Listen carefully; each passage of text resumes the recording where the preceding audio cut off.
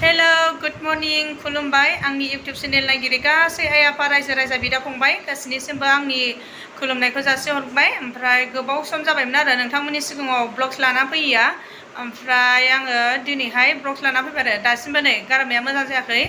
ओमफ्राय नोंथांमोनहा जे आंखौ दासिमबो भिडिअ लाना फैयाबाबो जे माबा खालामाबाबो नोंथांमोनहा आंखौ सापर्ट होगासिनो। बिदिनो नोंथांमोनहा आंखौ जेब्लायबो सापर्ट होगोन होननानै आं आसा खालामो। ओमफ्राय आसा खालामो नोंथांमोनहा माने गासिबो मोजाङैनो दं आरोना। ओमफ्राय आङो दा न'आव गैया आरोखि आसामाव गैया, आङो दिल्लीयावसो दंफैयो। दिल्लीयाव मानि थाखाय फैदों नोंथांमोनहा मिथिखाबाय जानांगौ। माने आङो थांनाय मासावहाय दिल्लीयाव फैदोंमोन, ओमफ्राय आंनि ट्रिटमेन्टआ कमप्लिट जायाखै। बेनि थाखायनो आङो 1 मास जायै माने इमारजेन्सि आं दा ट्रिटमेन्टनि थाखाय फैनांदोंना। नै दाबो फेसफोरा बुनाय नुदों जानांगौना नोंथांमोनहा। ओमफ्राय गारामायाबो माबानिफ्रायनो क'क्राझारनिफ्रायनो गाज्रि जाना फैखादों आरोखि। ओमफ्राय बिराद गोबाव जाबाय हामनो रोङाखै, ओंखायनो आङो ब्लग्सआव लानानै फैयाखै। ओमफ्राय नै दिनै मा होनोमोनलाय नोंथांमोनजों सासे मा होनोमोनलाय जे दिल्लीयाव थायो आदाया, ओमफ्राय बेजों आङो लोगो हमनो नागिरदों आरोखि। ओमफ्राय बिथाङा सोर, ओमफ्राय बिथाङा दिल्लीयाव मा खालामो बेखौ आङो मा होनो डिटेल्सै खोन्थागोन। ओमफ्राय नोंथांमोनहा भिडिअखौ जोबजासिम नायलांबानो जाबाय। ओमफ्राय बिदिब्ला भिडिअखौ स्टार्ट खालामसै। ओमफ्राय जोङो फेस टु फेस आदाजों रायलायगोन आरोखि ना। आदाया अबाव थायो, आदाया मा खालामो, ओमफ्राय बेखौ आदानावनो जों सोंनानै लानोसै आरोखि ना। ओमफ्राय आंनिजों खोन्थाग्रोसै। माने आदाया गोबाव समनिफ्रायनो आंखौ सिनायो। आं जेब्ला 2015आव आङो जबनि थाखाय जेब्ला खारदावदोंमोन ना, अब्ला आदाया आंखौ गोबां हेल्प होदों। ओमफ्राय 2015निफ्रायनो दिनै 2023 दिनैसिमबो जोङो माने सिनायलायनानै मोजां रिलेसनाव दंगासिनो दं आरोखि। जेनेबा आदाया माने दासिमबो आंखौ हेल्प होगासिनो दं, सापर्ट होगासिनो दङ। आदाखौ आंनि गोसो गोरबोजों रोजा रोजा साबायखर। खिन्थु आं पार्सनेलि आदाखौ आङो जेबो हेल्प होनो हायाखै दिनैसिमबो। खिन्थु आदाया आंखौ बै समनिफ्रायनो दिनैसिमबो माने हेल्प होगासिनो दङ। सिगां आङो जब नागिरनाय समावबो मा होनोमोनलाय बिथाङा आंखौ रुमनि थाखाय एरेन्ज खालामनाय, बा जबनि इन्टारभिउआव थांनायाव आंखौ माने दोनलांनाय बेफोरबायदि माने। आरो आंखौल' नङा, बिथाङा माने गोबां बर' जायफोर उन्दैफोर बा जायफोर साख्रि मावनो फैनाय बिदि बिथाङा माने गोबां मदद होबोबाय थायो। माने जोंनि मेगनजों नुयो। आरो जोंनि माखासे लोगोफ्राबो बिथांनियावनो माने हेल्प मोननानै गोबां मानसियानो दिल्लीयाव साख्रि मावगासिनो दं आरोखि ना। बिथाङा बिराद अनसुला। ओमफ्राय दा बिथाङा दिनैहाय आंखौहाय लोगो हमनो फैदों आरोखि। माने आंनि हेल्थ कन्डिसना थिग नङा, मोजां नङा, बेखौ खोनानानै बिथाङा एकदमबारे खोनानाय लोगो लोगो फैथारबाय आरो। ओमफ्राय बिथाङा नै दा जोंनो रुम थानायनिबो एरेन्जखौ बिथाङानो खालामनानै होदों। ओमफ्राय जों दा माने बड'लेण्ड गेस्ट हाउस थायाखै आरो एबार खेबसेयाव। माने बे बड'लेण्ड गेस्ट हाउसआव बिराद माने माबा जाबाय आरोखि, खरसायाबो बारा जायो। ओमफ्राय फारसेथिं जोङो एथबां मानि माबा खालामनो हाया आरो, एसे बेले बेजे जानानै दङ। बेनि थाखायनो जोङो आदाखौ बुंबाय, आदा जेनेबा जोंनो मोनसे रुम नागिरना होदो। ओमफ्राय जोंहा एसे प्रब्लेम जादों। ओमफ्राय बेखौ मोनथिनाय लोगो लोगो आदाया आंनो रुमखौ नागिरना होबाय। ओमफ्राय जों दा बेरसराय होननाय मोनसे जायगायाव दं आरोखि। हस्पिटालनिफ्राय 6-7 किल'मिटार जायो। ओमफ्राय एथबां मानि प्रब्लेम जाया आरोखि बेनिफ्राय। ओमफ्राय आरो जों गावबा गाव संनानैबो जानो हायो। बेनो आरो। ओमफ्राय दिनै नोंथांमोनखौ आं लोगो हमनोसै आदाजों। ओमफ्राय आदानावनो जोङो फेस टु फेस सोंना लानोसै। आरो नोंथांमोनहा मिथिखाबाय। आरो नोंथांमोननोबो सोरबा जुदि दिल्लीयाव आलाय सिलाय आन्दायनानै दंबा, बा रुमनि माबा मोनसे प्रब्लेम जादोंबा, आदाया बिराद अनसुला। ओमफ्राय नोंनो तुरुन आदाया माने हेल्प खालामगोन आरो आदाया। ओमफ्राय आदानाव सोंसै आरोखि। ओमफ्राय नोंथांमोनहा आदाजों रायज्लायदो दसे। खुलुमबाय रायजोफोर बयखौबो, गयलानि जेसेबां फेमिलि जो साबसक्राइबार दङ बयनिसिमबो खुलुमनाय जासिहरग्रोबाय आंनि गोसो गोरबोनिफ्राय। आंनि मुङा धनिराम मुसाहारि। एक्सुवेलि आं दिल्लीयावनो थायो। 2010आव फैदोंमोन आं दिल्लीयावहाय। दिल्लीयाव फैनानै खामानि फुटबल फोरोङो आङो गुरगावआवहाय, DAV पाब्लिक स्कुलावहाय फोरोङो। ओमफ्राय एकाडेमि सालायो आरो दा ब्राजिलनि कम्पानि दङ। दा बिसोरजों मावनानै दङ। ओमफ्राय आं निजा मावनोबो दङ। ओमफ्राय स्कुलाव मावो। बेनोसै आरो फुं बेलासि ओरैनो बेस्थ'। फुङाव थांनांगौ स्कुलाव, ओमफ्राय बेलासियावहाय ट्रेनिं। ओंखायनो बिनानावजों लोगो हमनो बिराद टाइमखौ मोना जादोंमोन। दिनैथ' टाइमा दिहुनबाय। ओरै खाथियावबो खेला दंमोन नालाय, ओंखायनो लाना फैबाय। आं फंसे एसे रायलायनो दिनैहाय नों माने जेसेबांनाखि भिउआर दं गहेला बिनानावनि जेसेबां साबस्क्राइबार दङ 8000 আপনার লগর অসমীয়া মানুষ আছে যাকে गोहिला पर्व के जुड़े सब्सक्राइब करिसे हिंदी भाषी भी है जो मतलब जो लोग गोहिला पर्व को सब्सक्राइब कर रखा है उनसे मेरा एक विनती है आं मोनसेल' खावलायो नोंथांमोनजों बिनानावनि साबस्क्राइबारा 8,21 साबस्क्राइबार जाबाय माने 1000 जाहैबाय आरो 8021 माबा जाहैबाय 21 जन साबस्क्राइबार जाबाय किन्तु बिथांनि भिडिअखौ रावबो नाया बिराद दुखुनांथाव बिथाङा दिनै बेसेबांबा गोबाव जाबाय नोंथांमोना साबस्क्राइब खालामनानै दोनदों बिराद मोजां अननाय जुदि नोंथांमोना जुदि टाइम दिहुननानै जुदि बिनानावनि भिडिअखौ जुदि 5 मिनिट गरिब सासेयावबो जुदि 5 मिनिट नायोबा बिथांनि थाखाय बिराद हेल्प जागोन दा नोंथांमोना मिथिखागौ जानांगौ गहेलानि कन्डिशना एसेबां मोजां नङा माने बिमा बिफाया साख्रि गैया बिथाङा गावनो नोंसिनि अननायजोंनो सोरबा माने बाय बन्धुनि अननाय सोरनिबा अननाय बेजोंनो बिथाङा गावनि ट्रिटमेन्टखौ खालामगासिनो दा जों बयबो थाखा फैसाजों बिथांखौ हेल्प खालामनो हाया नङा होमबा किन्तु जों मा खालामनो हायो इउटुबाव बिथांखौ साबस्क्राइब खालामनानैहाय बिथांनि भिडिअखौ नायनानैहाय जों बिथांखौहाय हेल्प खालामनो हायो गोबां हेल्प खालामनो हायो जों निजा पकेटनिफ्राय 100 थाखा होनायनिफ्राय साबसिन जोङो बिथांनि चेनेलखौ जुदि जोङो साबस्क्राइब खालामनानै जुदि बिथांखौ जों 5 मिनिट करियाबो नायो बिथांनि भिडिअखौ मोनसे भिडिअखौ जुदि जों 5 मिनिट सासे मानसि जुदि 5-10 मिनिट नायोबा जों बिथांखौ बिराद हेल्प खालामनाय जागोन आरो बिराद मदद खालामनाय जागोन जों 100 थाखानिबो बारा नोङो जेबो जानो नोङो 5000बो हेल्प खालामनाय जाबावगोन 5000नि हिसाब माने समान हेल्प खालामनाय जागोन स' अननानै नोंथांमोना बिथांनि भिडिअखौ नाय एसे अननानै भिडिअ बानायनाया जायाबो जानो हागौ माने मोजां जायोबो जानो हागौ मोजां जायाबो जानो हागौ थ' अननानै नोंथांमोना भिडिअखौ नाय माने दा सानदि भिडिअ बानायनो रोङा भिडिअ बानायनाय जायाखै बेफोरखौ दा सानसै इसेबां माने खालि बिथांखौ अननानै बिथांनि माने कन्डिशनखौ अननानै मानो होनबा बिथाङा बिथांनि बेमारनि नामा जाहैबाय SLE होनो बिथांनि बेमारावहाय मा थैया जन्म जाया जोंनि मोजां मानसिनि थै माने देहायाव मा थैया हारसिंनो प्रडिउस जायो माने हारसिंनो उजियो आरो फुंखा जेरै निजिरायाव दैया ओंखारबाय थायो नङा होमबा दैमुनि दै होननामा दैमु दै बे जेरै दुब्लि बारियावहाय दैमु दै हारसिं ओंखारबोबाय थाया होमबा थिग जोंनि मानसिनि देहायावबो थैया बिदिनो ओंखारो किन्तु गहेला बिनानावनि केसाव बिदि नङा गहेला बिनानावना बिदि नङा गहेला बिनानावना मा थैया जोंनि बायदि उजिया बै निजिरायाव जे दैया गबोबाय थायोना निजिरानि दैया जोबनो रोङा जायोना बिदि नङा किन्तु जोंनिया निजिरा बायदि फैयो किन्तु बिथांना बिदि फैया डक्टरा मा होनो बिथांखौ माने बेहा चिर जीवन माने बे ट्रिटमेन्टखौ लाबाय थानांगोन समय टु समय माने ट्रिटमेन्ट खालामबाय थानांगोन मेडिसिना माने कन्टिनिउ खालामाबानो बेहा माने प्रब्लेम दङ किबा जानि मेडिसिन कन्टिनिउ खालामाबा बियो किबा जानि थांनो थायाबो जानो हागौ थ' जों बिथांखौ हानायमानि सेस्ता खालामनानै फोथांनानै लाखिनो नाजानांगोन नोंसोरसो बिथांखौ फोथांनानै लाखिनो हागोन दा मानो होनबा जेसेबांनाखि आं मिथिबाय दा जोंना सरकारनिफ्रायबो हेल्प होनो किन्तु टाइम मथे मोना दा सरकारनिफ्राय हेल्प मोननायखौथ' आं माने एसेबां माने आसा खालामा सरकार बिराद खोथा थायो सरकारनि हेल्प खालामनाया बिसोरो बुङो माबा मोनसे किन्तु बिराद खामानि थायो बावलाङो मा बुंदोंमोन गावसोरनो मा बुंदोंमोन बावनानै थाङो मानो होनबा बिसोरो सरकार जाहैबाय फुरा देशखौनो बिसोरो नायो जाहैबाय सोरबा प्रब्लेम ओरैबायदि बे फिसा फिसौ प्रब्लेमखौ बिसोर एसेबां माने माबा खालामा बिसोर पाब्लिसिटिनि थाखाय एखम्बा माबा सोरबा नोजोराव गोलैबा बिसोर बुंनांगौ जायो माने बुंनांगौ बायध'था जायो किन्तु माने बिसोरो बेवहाय माने नांथाबनानै खामानि मालाबा मावनो हाया बिसोर माने मालाबा मावफेराखै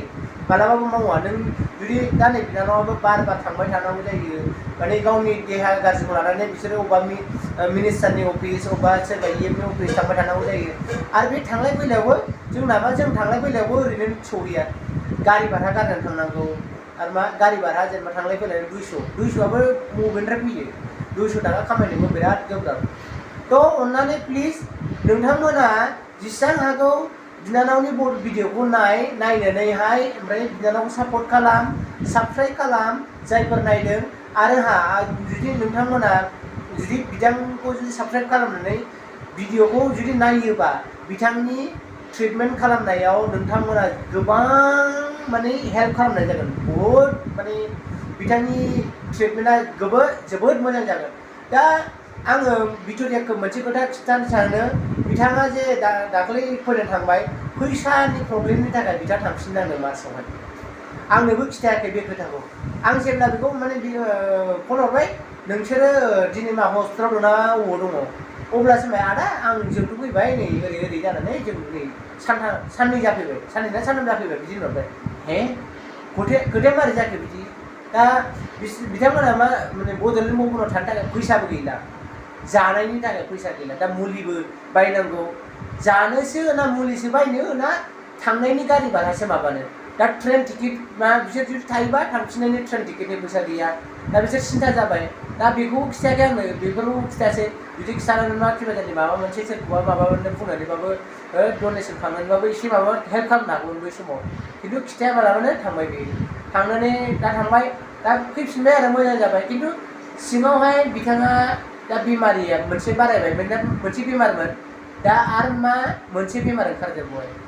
मानो होनबा टाइमलि ट्रिटमेन्ट लाफैनो मोनासै थाखा गैयिनि थाखाय फैसा गैयिनि थाखाय टाइम मथे ट्रिटमेन्ट लाफैनो मोनैनि थाखायनो बिनानावा दा किडनीयाव प्रब्लेम जानानै दं किडनी प्रब्लेम তো এতিয়া বন্টি পইচা নাথাকাৰ কাৰণে পইচা নোহোৱাৰ কাৰণে ট্ৰিটমেণ্ট টাইম মতে ল'ব নাপাৰ কাৰণে এতিয়া বন্টিৰ এতিয়া কিডনিটো প্ৰব্লেম হয় চ' প্লিজ আপোনালোকে যিমান অসমীয়া মানুহ আছে বা আমাৰ অসম বাসিন্দা যিমান আছে আপোনালোকে গহেলা বড়ো ব্লগছক ছাবস্ক্ৰাইব কৰি দিব আৰু আপোনালোকে বন্টিৰ ভিডিঅ' চাব অকল ছাবস্ক্ৰাইব কৰি নাথাকিব অকল ছাবস্ক্ৰাইব কৰিলে বন্টিৰ একো ফাইদা নহ'ব একো বেনিফিট নহ'ব আপোনালোকে যদি ছাবস্ক্ৰাইব কৰি পেলাই যদি আপোনালোকে যদি বন্টিৰ এটা ভিডিঅ' যদি 5-10 মিনিটকৈ চায় এজন মানুহে 8,000 মানুহে চালে এনে 1 মিনিট চালেও 8,000 ভিউ আহিব 8,000 মিনিট হ'ব 8,000 ভিউ আহিব এজন মানুহে যদি চালে 8,000 মানুহে যদি চাই 1 মিনিটকৈ এটা ভিডিঅ'ত 8,000 ভিউ আহিব কমচে কম বন্টিক আপনার এই 8,000 ভিউয়েদি কমসে কম 5,000-10,000 মান আহিব বুঝিছে আপনালোকে এটা ভিডিঅ' যদি আপোনালোকে চাই আর আপোনালোকে যদি 8,000 ভিউ বনাই দিয়ে এটা ভিডিঅ'ত এতিয়া বন্টিৰ ভিডিঅ'ত আছে এতিয়া 158 তো 158 ভিডিঅ' যদি 8,000 কে ভিউ আহে বন্টিৰ বহুত হেল্প হ'ব কমসে কম বন্টিৰ আপোনালোকে মানে এই 5-10,000 মানে আরামসে হেল্প করা হ'ব सो प्लीज़ अपना लगे हेल्प करिबो हेल्प कीजिए आप सभी से विनती है आप सब मेरी बहन को हेल्प कीजिए आप लोग सब्सक्राइब कीजिए गोहेला बोरो ब्लॉग्स को सब्सक्राइब करके बस बहन को हेल्प कीजिए प्लीज़ आप लोग से विनती है आं नोंथांमोनखौ गले गले खावलायो नोंथांमोना गोहेला बिनानावखौ सब्सक्राइबल' खालामनानै दाथा बिथांनि भिडिअखौबो नाय नोंथांमोना जेब्लानाखि बिथांनि भिडिअखौ नाया अब्लानिसिम बिथाङा नोंथांमोननिफ्राय जेबो हेल्प मोननाय नङा नोंथांमोना जेब्ला बिथांनि भिडिअखौ नायगोन अब्लासो हेल्प मोनगोन थ' आसा खालामो नोंथांमोना बयबो मोजाङै दं आरो बिनानावखौ सापर्ट खालामबाय थागोन होननानै प्लिज आंहाबो मोनसे इउटुब चेनेल दङ आंनि इउटुब चेनेलनि नामा जाहैबाय DRM00 ब्लग आं माने मट' ब्लगिं खालामो माने बाइक सालायनायनि लामानि भिडिअ खालामो टाइम मोना एक्चुअलि मंगलबार एसे सुटि लानानै दङ टाइम गैया मंगलबार आं एसेनो माने गुरगाव टु दिल्ली आप डाउनाव भिडिअ खालामो आरो ओमफ्राय बिदिनो बैसागु प्रग्राम दमासि प्रग्राम दिल्लीनि प्रग्राम दिन्थियो ओमफ्राय मा आं दा बाजार दिल्लीनि जानाखि बाजार दङ बेखौबो दिन्थिगोन थ' नोंथांमोना आंखौबो साबस्क्राइब खालामनो हागोन जुदि नोंथांमोना जुदि दिल्लीनि माबा मोनसे नायनो लुबैयोबा नोंथांमोना कमेन्ट खालामनो हागोन आंनाव आंनि चेनेलावहाय जुदि लटास टेम्पोल बा माबा मोनसे अबेबा टुरिस्ट प्लेस दिल्लीनि नायनो लुबैबा नोंथांमोना आंनाव माबानो हागोन आरो साबस्क्राइब खालामनो हागोन आरो आंनाव भिडिअ मा भिडिअ नांगौ लटास टेम्पोलनि नांगौ ना माने दिल्लीनि माबा मोनसे नायनो लुबैयोबा नोंथांमोना आंनाव माबानो हागोन आरो स' प्लिज अन्नानै नोंथांमोना लास्टआव मोनसेल' खावलायो गले गले खावलायो बिनानावनि भिडिअखौ नायनानै होदो प्लिज अन्नानै नोंथांमोननि अननायजोंनो जों बिनानावखौ फोथांनानै लाखिनो हागोन नोंथांमोन अनाबा बिनानावखौ फोथांनानै लाखिनो हानाया बिराद गोब्राब जागोन मानो होनबा सरकाराबो जेब्लाबो माबा खालामनो हाया नै दाबो नै सरकारनिफ्राय बिथांमोना गावनि पकेटजोंसो फैनानै माबानांबाय मानो होनबा सरकारनिफ्राय दाबो जेबो माबा गैथ'वा सफैथ'वाखै दा सफैगोन बेसेबां गोबाव टाइम लागोन मिथिया दाथ' फन रायलायगासिनो ना फन हरदों दाथ' फन हरदों खिन्थु माला माबा जागोन मिथिया खिन्थु जों हरगोन हरा बिनि जेबो माबा गैथ'वा दा जेबो सिन गैथ'वा थ' नोंथांमोना प्लिज जेसेबां हागौ जुदि नोंथांमोना जुदि दा नैबे माबायावनो जुदि दिनैनिफ्राय जुदि नोंथांमोना 5 मिनिट नायोबा बिथांनि थाखाय बिराद हेल्प जागोन थ' एसेनोसै लोगोफोर खुलुमबाय आं नोंथांमोनखौ स' अननानै प्लिज सापर्ट खालामदो सानदोंमोन जे आदाया गावनि माबाल' होगोन खिन्थु आंनि थाखाय नोंथांमोनाव हेल्प बिना होबाय थ' आदाखौ आरोबाव आंनि गोसो गोरबोजों माबा खुलुमनायखौ जासिबाय स्पेसियेलि आंथ' आदानो दिनैसिमबो एथ' गोबाव आंखौ हेल्प होनायनि खारनबो आङो जेबो हेल्प होनो हाया बेखौथ' आं मिथिखाबाय माने आंनियाव आदाखौ होनो हानाय जेबो माबायानो गैया ओमफ्राय आदाना दा चेनेल दं आरो आंबो नोंथांमोनखौ खावलायो जेसेबांखिनि आंखौ सापर्ट होग्रा बिथांमोन दङ ओमफ्राय आरो मिथिखाबाय बिथाङा जे दिल्लीयाव जेसेबांखिनि एथबां मानि गिदिर गिदिर प्रब्लेम फैयो सोरबा रुम आन्दायनानै थानाय सोरबा खामानि मावनो फैनाय आन्दायनानै थानाय बेफोरखौ बिथाङानो रिसिभ खालामनानै माने बिदिनो गाव खुद स्टेसनाव फैनानै गावनो लाना थांबावो आदाया गावनि रुमसिम लाना थांनानै ओमफ्राय बेनो एकदमबारे थानायनि मानायनि जानायनि बिराद मोजाङै माबा केयार खालामनानै बिथाङा बिराद हेल्प होयो आरोखि थ' नोंथांमोनहाबो जेसेबांखिनि आंनि साबसक्राइबारफोर दङ जेनेबा आंखौ जायफोर अनग्रा थिग बेबायदिनो ओमफ्राय आंखौ जेरै अनदों बिदिनो आदाखौबो अन ओमफ्राय आदाखौबो सापर्ट हो आरोखि मानो होनबा आदानाव दा आंखौ सापर्ट खालामाबाबो खिन्थु बिनानावनि भिडिअखौ नायथार दे प्लिज अननानै आंखौ सापर्ट खालामाबाबो जेबो अरजाया मानो होनबा आङो थाइसे थाइनै खामायनानै जानो हायो जेबो नङा आंखौ खालामाबाबो जेबो अरजाया खिन्थु बिनानावनि भिडिअखौ नायथार प्लिज अननानै दे जाहाथे बिनानावखौ माने बिनानावा गावनि देहाखौ फाहामनो लानो हायो ओमफ्राय ना आदाया माबायदि होनदों ओमफ्राय बेथ' थिगैनो दङ दे आदाया आंनि थाखाय नोंथांमोनाव हेल्प बिबायथ' ओमफ्राय आंबो आसा खालामो आरो नोंथांमोना आंबो जेब्लाबो सापर्ट होगोन माने आंनि ट्रिटमेन्टआ दा माने कन्टिनिउ रेगुलार जायाखै आरोखि ओमफ्राय दा बिनि थाखायनो आंनि किडनिआ दा प्रब्लेम जानानै दङ मुलिनि एफेक्टजों ओमफ्राय माखासे ट्रिटमेन्ट थिग जायैनि खारन आंनि किडनिआव दा प्रब्लेम मोनसे सोमजिदेरबावबाय आरोखि आंनि प्रब्लेमा मोनसेल'मोन बे एसिलिल'मोन खिन्थु दा बेनि माबायै दा आरो किडनिखौबो प्रब्लेम जाबाय दा आंना माने साननो गोनाङा बिराद माबा जाबाय दा आंहाथ' फेमिलिबो दंसै जेनेबा आंना फिसा हौवा नोंथांमोनहा नुबाय थाखायो ससियेल मिडियाआव आं होबाय थाखायो आंहा दा बिदि दंसै आरोखि ना थ' आसा खालामो नोंथांमोना आंखौ जेब्लायबो सापर्ट होगोन ओमफ्राय आङो बेखौनो खावलायबावो आरोखि जाहाथे मा होनोमोनलाय जेसेबांखिनि आंनि साबसक्राइबारफोर 8000 एबाब जानानै दं आंनि साबसक्राइबारफ्रा ओमफ्राय नोंथांमोनहा नटिफिकेसनखौ अन खालामाखैबो जानो हागौ बा आंनि भिडिअआ मोजां नङिनि थाखाय नोंथांमोनहा नायाखैबो जानो हागौ बा टाइम मोनाखैबो जानो हागौ आरोखि ना थ' थेवबो ओमफ्राय आङो नोंथांमोनाव मोनसे रिकुवेस्ट खालामो आरोखि जाय बिथांमोनहा आंखौ सापर्ट होगासिनो हेल्प होगासिनो ओमफ्राय आदानि चेनेलखौबो साबसक्राइब खालामना होनायाव नोंथांमोनहा जेबो लस जानाय नङा ओमफ्राय माने बर'जों बर' सापर्ट होलायनाय जागोन आरो नोंथांमोनहा माने आदानियाव सोंहरनो हागोन आरोखि जेनेबा माबाफोर अबहाय बा नोंथांमोनहा फैनो सानदोंबा दिल्लीयावहाय बेरायनो ओमफ्राय बिदिनो रुमनि माबा मोनसे जेनेबा रुमाव अबेबायदियाव थायाबा मोजां जागोन ओमफ्राय अबेबा बायदि जायगायावहाय माने ओरैबायदि सिनायनाय मानसि नङाबा रुमखौनो होनो नागिरा थिग बेबायदिनो जोंहाबो बिदिनो जादोंमोन आरोखि सिनायनाय मानसि गैयाबा माने रुमखौनो मोननो नागिरा बेफोरबायदि जादोंमोन आरोखि थ' ओमफ्राय सोरबाफोर बेबायदि माबानोबा आदानि चेनेलाव कमेन्ट हरनानै नोंथांमोना माबानो हागोन ओमफ्राय चेनेला माबामोनलाय आदा DRM007 ब्लग DRM007 ब्लग्स औ थ' ओमफ्राय आङो डिसक्रिपसनावबो आदानि लिंकखौहाय माबा होनानै होगोन ओमफ्राय नोंथांमोनहा आदाखौबो सापर्ट खालामदो जाय बिथांमोनहा आंखौ बिराद अनो ओमफ्राय बिराद अननाय मोनो आं मिथिखागौ नङाबा आं दिनैसिम दासिम आङो थांनानै थानाय नङामोन आइ आफा रायजो राजा बिदा फंबाय बिब' बिनानाव आरो जेसेबांखिनि जोंनि माबाफ्रा आंखौ सिगां समनिफ्रायनो बिराद हेल्प होदों स' बिनि थाखायसो आं दिनैसिम थांनानै दङ आरो आसा खालामो उननि समावबो बा दासिमावबो आं नोंथांमोननि अननाय मोनबाय थागोन स' आङो दिनैनि भिडिअखौ बारा गोबाव खालामनो सानला ओमफ्राय आङो नोंथांमोननो खोन्थाखाबाय DRM007 ब्लग्स बेखौबो नोंथांमोनहा सापर्ट खालामगोन होननानै आङो आसा थाबाय